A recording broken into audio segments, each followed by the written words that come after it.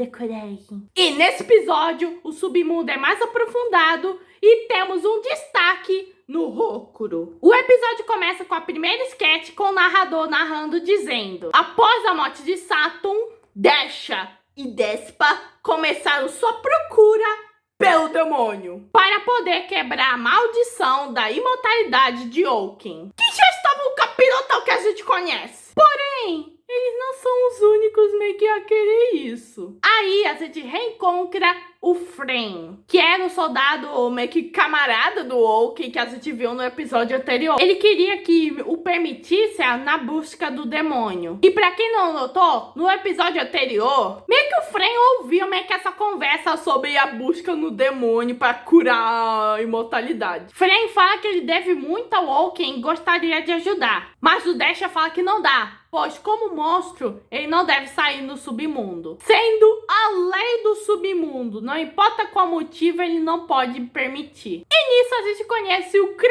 importante desse episódio. O trio de monstrinhos, que estavam bebendo uma bela cachaça e que são muito amigos do Fren. O Fren decide que hoje ele vai pagar, tal qual um dos monstrinhos nota que isso é muito raro. Aí vão se divertindo, patati patatá. No dia seguinte, o trio de monstrinhos vão servir de guarda.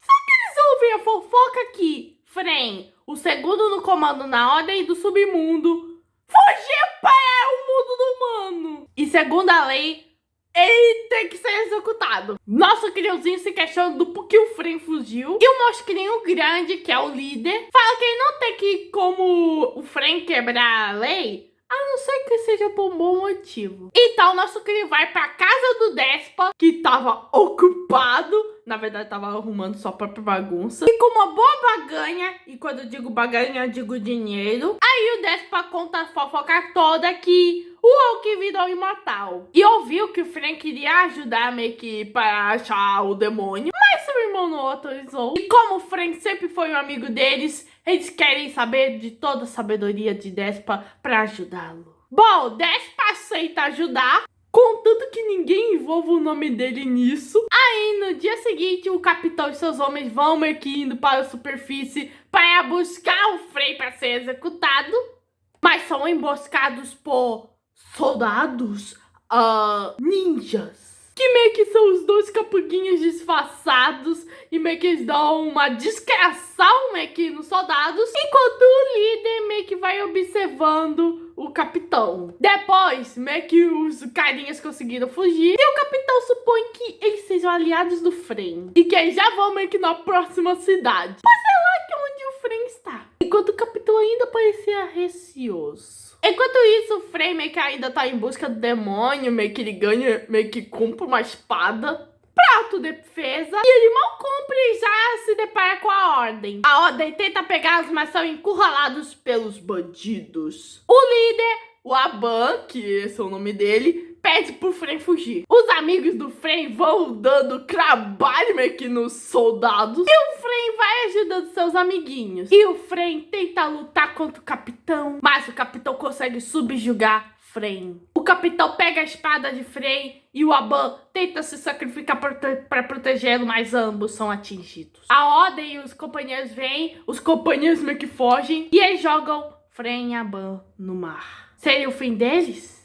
Não! É revelado pra nós que o Aban e o Fren estão de boas. É que o capitão se juntou nessa maracutaia. Fren fica surpreso que um cara tão certinho como o capitão faria uma coisa assim. E o Criozinho só queria retribuir o Fren pelas bebidas. Agora é o Fren que tem uma dívida com esses crios. Então o Fren decide que para pagar a dívida deles, ele vai achar um jeito de salvar o Oaken. E a gente vê o Oaken dando seu famoso... E o Fren continuou procurando,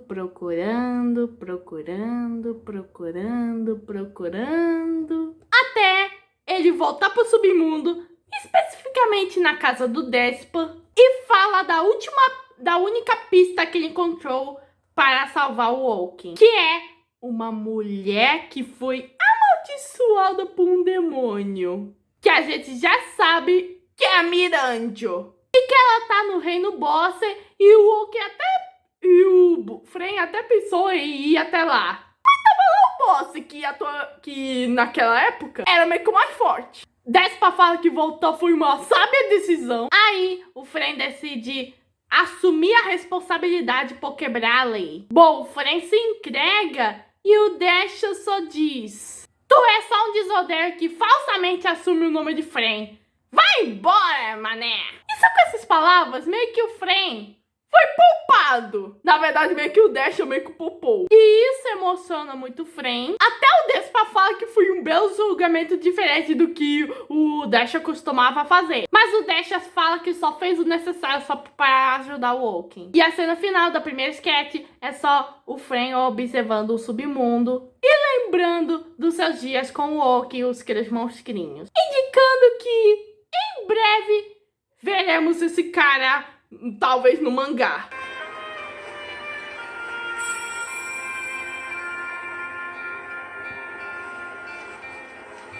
Na próxima sketch, o narrador narra: quando o Despa parou de servir o castelo, ele devolveu Branquinha, sua amada costela, ao Estado. De qualquer forma, Despa confiou Branquinha ao capitão, para que ela esteja em boa forma. Nada poderia dar errado, não é?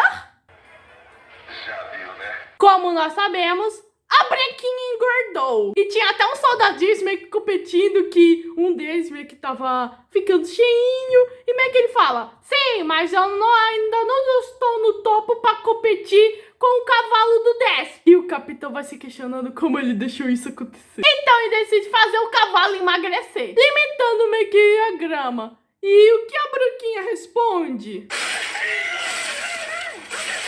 Ele tenta fazer o cavalo fazer exercício usando o velho truque da cenoura. Mas claro que não dá certo. Chegaram ao ponto do chefe tentar forçá-la. Mas a Branquinha, que eu não sei que quanta força ela tem, conseguiu jogar o capitão.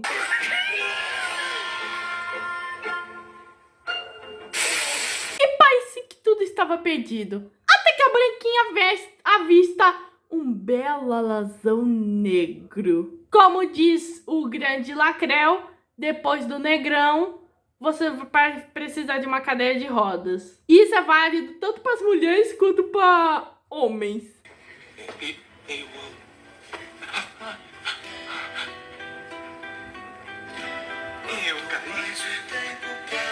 Branquinha fica apaixonada pela primeira vista com esse alazão. E é assim que ela acha motivação para emagrecer. Por obrigação do Despa? Não, ter alazão negão é bem mais importante. E nisso a Branquinha meio que vai fazendo uns exercícios e ela enfim volta para sua forma magricela. O capitão se emociona, dizendo que é a melhor égua do submundo. E quando ela vai pro alazão negão, ela percebe que o negão já tem namorado e ainda tem uma cria. Até me questiono do como essa égua sobreviveu a esse alazão.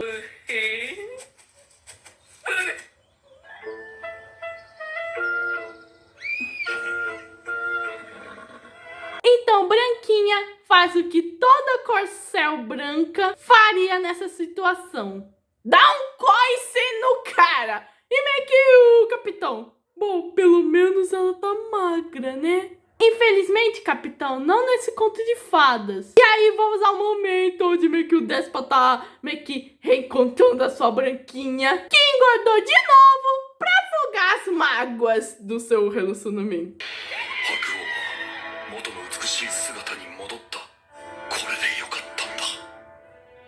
E na última sketch é focado no Hokuro. O narrador narra dizendo que com a morte da sua mãe, o Hokuro foi tomado pela tristeza. E para mostrar a preocupação ao Hokuro, lá estava lá Baby Boshi, que também perdeu sua mãe, a rainha China. E foi a partir desse dia que ele colocou em mente que ele queria proteger Boshi quando se tornasse soldado. Bom, o Hokuro vira soldado e vê como o castelo é gigante, pois claro, o rei era gigante. E quando o Hokuro pergunta ao seu senpai onde está o Boshi, o senpai fala que o príncipe não aparece muito em público, preferindo evitar as pessoas, que tá relacionada à surdez dele. E o Hokuro já vê que não vai ser tão fácil assim vê-lo. Mas logo avista ele, Boshi, que estava olhando para um lindo louva-a-Deus. E essa visão encanta Rokuro.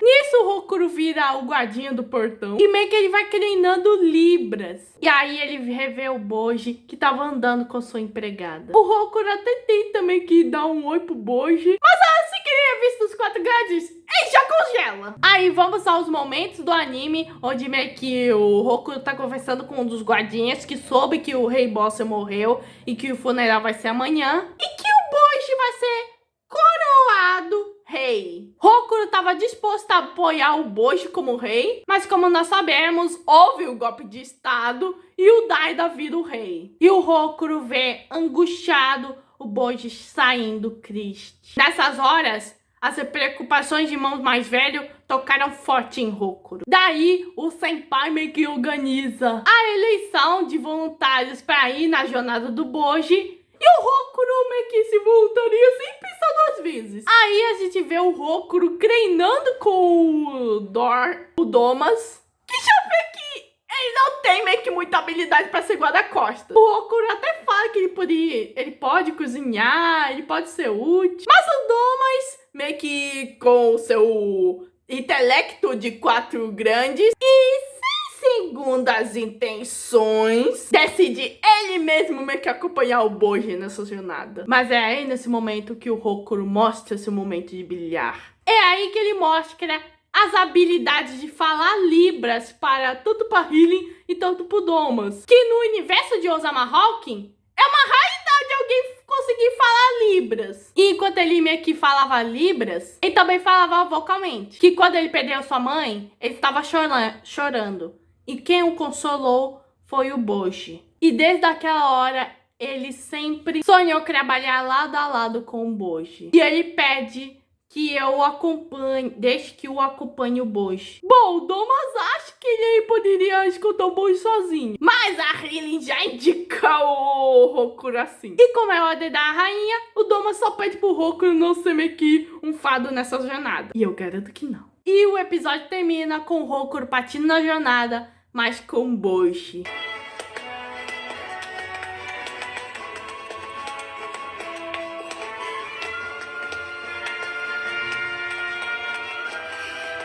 Bom, esse episódio conseguiu dar meio que um desfecho na história do Fren, que meio que foi ele que soube meio que sobre onde estava meio que o demônio, que tava com a Miranjo. E pra caralho, com as tentativas do capitão fazer a Branquinha emagrecer, usando o alazão negão. E foi muito mais da hora darem esse desenvolvimento mais pro Rokuro. E foi uma pena eles terem deixado o Rokuro no boss. Pô, eles poderiam ter... O Rokuro poderia ter ido junto com o Boji. Enfim, esse foi o episódio 5 de o Belo de Coragem. Se inscreva no canal, ative o sininho, compartilhe, que eu não tô busy e fui.